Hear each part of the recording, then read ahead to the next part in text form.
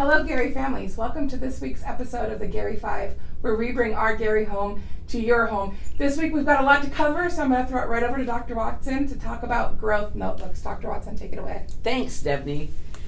I hope you've already heard from your child last week about something exciting that we launched in advisory last week, and it's called a growth notebook. Now, when we talk about growth, we've done some videos about this, Debney and myself, talking about academic growth. And we use a test called the MAP test to measure that, to look at how are our kids growing academically in literacy and math and in science. Because ultimately what we want here is we want students, even if you've been challenged, if you're behind grade level, it doesn't matter whatever level that you are at for learning. What is important to me as the principal is knowing that the 9 months that your children are in our school, they are learning. And that's what we work on. And that they have months of growth and learning regardless of whether they are at standard, if they are advanced, or whether or not they're behind grade level. Well, when we launched the growth notebooks with all of our students, of course they were wondering, what is a growth notebook? Well, it looks a little like this. And now what you're looking at right here is my growth notebook. Now all of our students have a growth notebook, and they've all personalized them with lots of stickers. And inside of this growth notebook, that they don't take home, by the way, they keep this in their advisory class, and we have a way that we help the students keep track of their growth.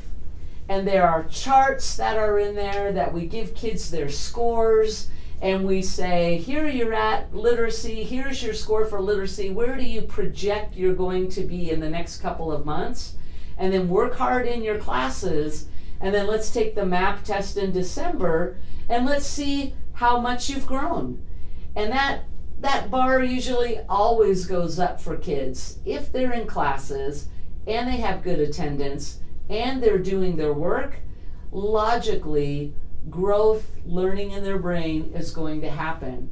Well, we need students to take ownership of that, and that's to help make the case for kids why you need to do all of your schoolwork and you need to go home and do your homework, because learning is dependent on you doing those things. Well, when kids start mapping their progress and understanding what the scores mean, that helps. And it helps them get growth minded. What was new for our kids, and probably new for you, is to know that not only are the kids responsible for growth, but teachers and administrators also have to measure our growth. That's right, you heard me correctly. I didn't make this notebook just to be silly and show the kids what a notebook would look like.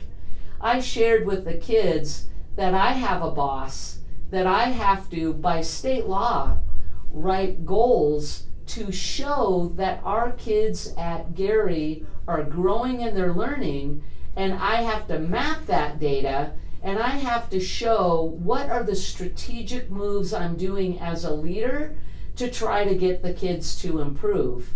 That's right, I have to take the information in this notebook. It's the first time I've got a fancy one, but I have to take that same information to my boss once a year with my plan for growth, and then did I do it or not at the end of the year for my evaluation. Well, teachers are no different. Teachers, and all the kids learned this, they have a growth notebook because they have to do the same thing to talk about what is your plan to help kids grow and to help them learn. How are you mapping that and showing that growth?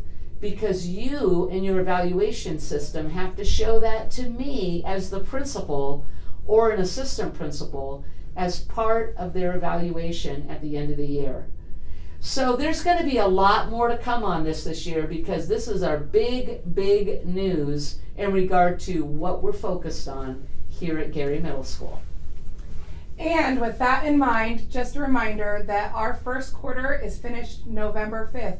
So with the idea of growing, just check in with your students, because if they've got multiple F's across classes, it's not going to help them have the trajectory that they want. So check in with your students, see how they're doing, have a big push over the next weekend to get any missing assignments, and then we are excited that our students can see their growth this year. Thank you guys for joining us, and we will see you next week. Bye, guys. Bye, everybody.